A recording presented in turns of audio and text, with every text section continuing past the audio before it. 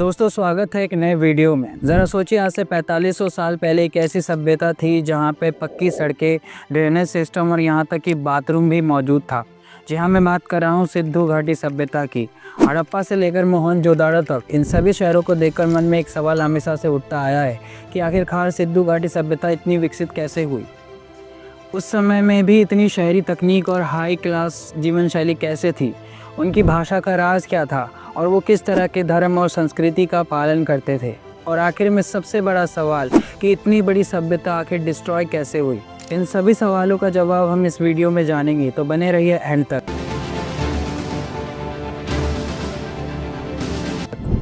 तो क्या आप जानते हैं कि 4500 साल पहले एक ऐसी सभ्यता विकसित हुई जिसे दुनिया का सबसे डेवलप सिविलाइजेशन कहा जाता है, जिसे हम सिंधु घाटी सभ्यता या इंडस वैली सिविलाइजेशन भी कहते हैं। ये सिविलाइजेशन 3300 ईस्वी से लेकर 1300 ईस्वी तक रहा। इसने अपने सफल समय में हड़प्पा, मोहनजोदाड़ो, लोथल और यहाँ तक कि धोलावीरा जैसे शहरों का निर्माण किया। इनकी खासियत थी शहर की प्लानिंग, चौड़ी सड़कें, पत्थरों की इमारत और यहाँ तक कि ऐसा ड्रेनेज सिस्टम जिसे देखकर आज भी लोग हैरान हो जाते हैं।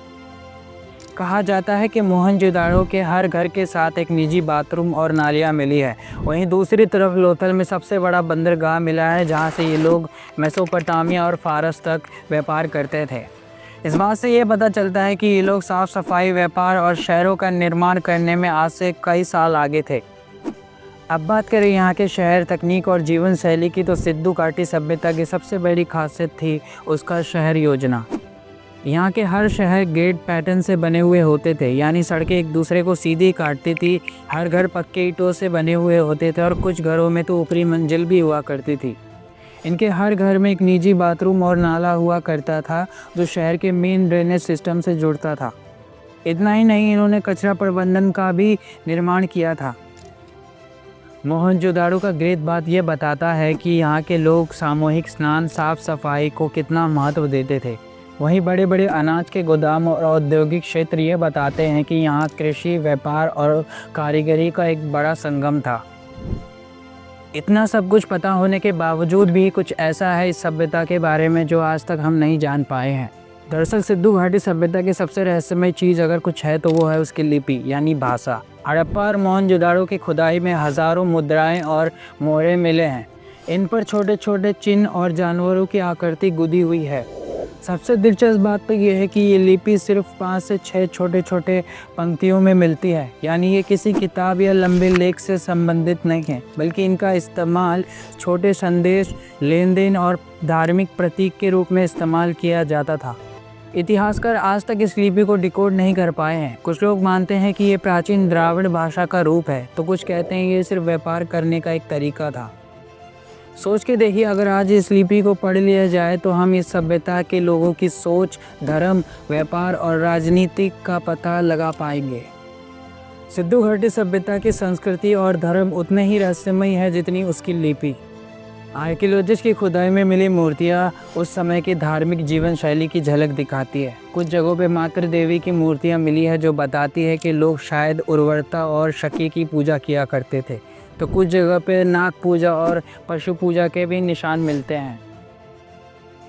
वहीं मुद्राओं पे बना एक चित्र ऐसा भी है जिसे आर्कियोलॉजिस्ट प्रोटो शिव यानी शिव का प्राचीन रूप ही कहते हैं। लेकिन सबसे दिलचस्प बात तो ये है कि अभी तक कोई बड़ा मंदिर या धार्मिक स्थल नहीं मिला है।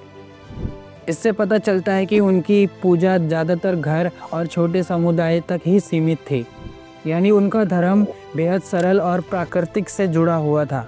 इन सभी सवालों का जवाब ढूंढने के बाद भी हमारे मन में एक सवाल हमेशा से उठता है कि इतने बड़े सभ्यता का अंत आखिर हुआ कैसे, क्या रीज़न था इसके पीछे। इतिहासकार की माने तो ये अचानक गायब नहीं हुए, बल्कि धीरे धीरे कमज़ोर पड़े। सबसे बड़ा कारण था जलवायु परिवर्तन और नदियों का रास्ता बदल लेना। कई जगह पर बार बार बाढ़ का आना और कई जगह पर लंबे समय तक सूखा पड़ना। ये दोनों ही कारणों की वजह से खेती और व्यापार पूरी तरह से तबाह हो चुके थे। कुछ रिसर्च बताते हैं कि भूकंप और मानसून के पैटर्न के बदलावों ने भी हालात और बिगाड़ दिए थे। व्यापार कमज़ोर होने से शहर खाली होने लगे, जिससे लोग छोटे छोटे गाँवों में बसने लगे। यानी इस सभ्यता का अंत किसी युद्ध से नहीं बल्कि प्राकृतिक आपदाओं और आंदोलनिक बदलाव से हुआ था। सिद्धू घाटी सभ्यता सिर्फ इतिहास नहीं बल्कि हमारी पहचान है। तो दोस्तों उम्मीद करता हूँ आपको ये वीडियो पसंद आई होगी। कमेंट करके बताओ आप क्या सोचते हो सिद्धू घाटी सभ्यता के बारे में, और वीडियो को लाइक शेयर करना ना भूलें, चैनल को सब्सक्राइब कर रहे। मैं मिलता हूँ आपको एक नई वीडियो के साथ, तब तक के लिए थैंक यू।